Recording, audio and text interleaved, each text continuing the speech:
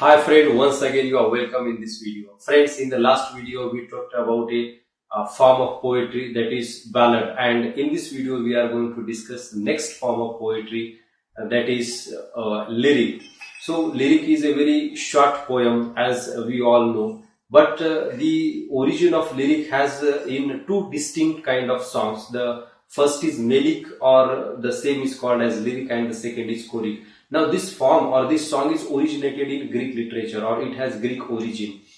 Friends, this lyric comprises of different types of devices and different types of sound elements in it, because it is a musical kind of poem, or it includes the music, or we can say that music is the integral part of this lyric. As we said that lyric originated from the type of song called melic or lyric, in which we find music integral, and the second is choric. Now choric song is sung with the accompaniment of some musical instrument, and it includes generally the dance. So it is the form which is used in dancing, the choric form, and it form is sung collectively. There are many people or many persons who sing this choric type of song, and in melic or lyric we have the latter form developed, that is lyric. Now friend, let's think about the lyric. Lyric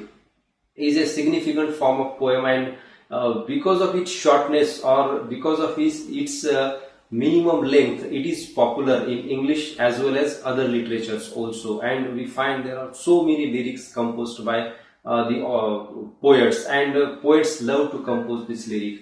The very significant thing about lyric, it is composed on single emotion, or it has a single subject matter for the development or for the delineation. So friends, what exactly is lyric? Let's define it and then understand the different types of features of lyric. So friends, here we are going to read the opinion given by M.H. Abrams regarding this lyric, and this definition is very simpler, and we will understand the very core of the lyric. In the most common use of the term, a lyric is a fairly short poem consisting of the utterance by a single speaker who expresses a state of mind or a process of perception, thought and feeling. Many lyric speakers are represented as musings in solitude. In the original Greek, lyric signified a song rendered to the accompaniment of a lyre. In some current usages, lyric still retains the sense of a poem written to be set to music. Now friends, it is very clear that through this definition we understand how lyric is originated in Greek, and how it is accompanied by a lyre. Lyre is a kind of musical instrument used while singing this lyric or while reciting this lyric. The second name to this lyric is harp. So harp and lyric is the same instrument. So this harp is used to recite poems, or used to recite these lyric songs in the ancient Greek literature. But nowadays this lyric has got a different connotation, because we do not find the musical instrument with this lyric, but lyric itself includes the musical quality itself. It includes the words which carry music, and music is the integral part of lyric. So how these words carry this musical quality, let's understand it through an example. Friends, here we have universally acknowledged example of Lord Tennyson's The Splendor Falls. So this poem includes the very musical words and musical devices through which we understand the very quality or features of the lyrics. Splendor Falls, second stanza. Oh, hark, oh, hear, how thin and clear, and thinner, clearer, farther going. Oh, sweet and far from cliff and scar, the horns of elfland faintly blowing. Blow, let us hear the purple glens replying.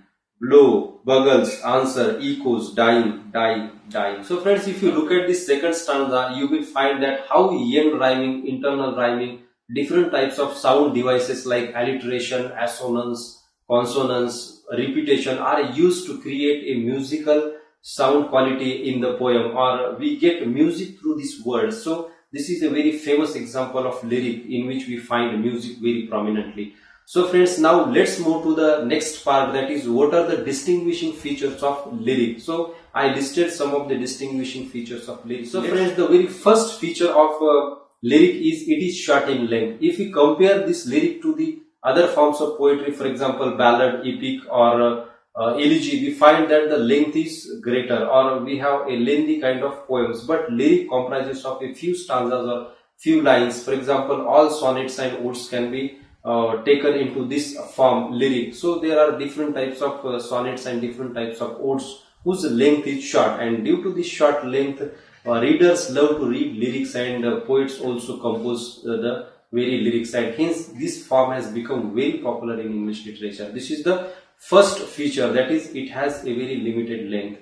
The second feature, as M.H. Abraham says, that there is a single speaker in the lyric, or it is based on single emotion. So single speaker or single emotion is the second feature of lyric. We find that this single emotion is developed in the lyric, or there is a single speaker who talks to the readers or who talks to the audience through the lyric. So this is second feature. The third feature here we have, sometimes lyrics has a very particular structure, and we have a structure of lyric that it contains the three parts. The very first part is called as motive. Motive is the cause of emotional movement, or where we find the lyric begins, and this part is starts from a very initial lines, or this part comprises of a first few lines or the first stanza. The second or middle part comprises the intensity of emotions, and this part is called as the second part. And in the third part we find that the emotions are met and the height of emotions is reached in the third part. Sometimes poet uses this third part in a manner of summary, or he presents the initial mood in the last part, and generally this last part consists of the last stanza of the poem. So friends, here we find that the perception of a poet or the understanding of poet has got an intellectual level, and it is more intellectual in its character or in its nature. So this is the third feature of the lyric. Now let's move to the next feature. Friends, lyric is a subjective poem. We do not find any objectivity in the lyric, because the speaker or the poet or the author of lyric tells his emotions, and he shares his emotions, and these emotions many times become personal emotions. So it is a subjective form of poetry, it is a subjective kind of poetry. The next feature is it is a well structured poem. As we have seen that some sonnets or some odes have a very compact kind of structure, and we can include sonnets and odes into the lyric, and hence lyric is a well structured poem, because sometimes some lyrics have these three parts as we discussed in the previous feature. So it is a well structured poem. The next feature is that lyric intensely appeals to the heart than the intellect. So there is difference, we can say that between the appealing to heart and appealing to intellect. So lyric, as it contains emotions through a musical quality or through the musical words, it is more appealing to the heart than to the intellect, and hence sometimes it is criticized that lyrics are more appealing to heart and not to the intellect. But if you look at any lyric, and if you look at the end of the lyric, we find that it is also appealing to the intellect, and it also has the character of intellect or the nature of intellect in its last lines or the last stanza. The next feature, or here we can say that the last feature of lyric is its theme or subject matter. Now lyric can be composed on any theme or any subject matter, and generally we find lyrics on the theme of love, on sometimes it is on the theme of war, sometimes it is on the theme of some personal feelings, personal emotions, but most of the lyrics are composed on the theme of love. And we have so many famous examples of love lyrics or love, and we find the example of William Shakespeare. His sonnets are very famous because those sonnets are love sonnets. Then we have John Keats lyrics, then we have P.B. Shelley's lyrics, we have Tennyson's lyrics, Swinburne, Edgar Allan Poe is also famous for the composition of lyrics, and in India we have Rabindranath Tagore, probably the person who composed the largest amount of lyrics in Bengali and in English literature. So friends, these are some of the examples of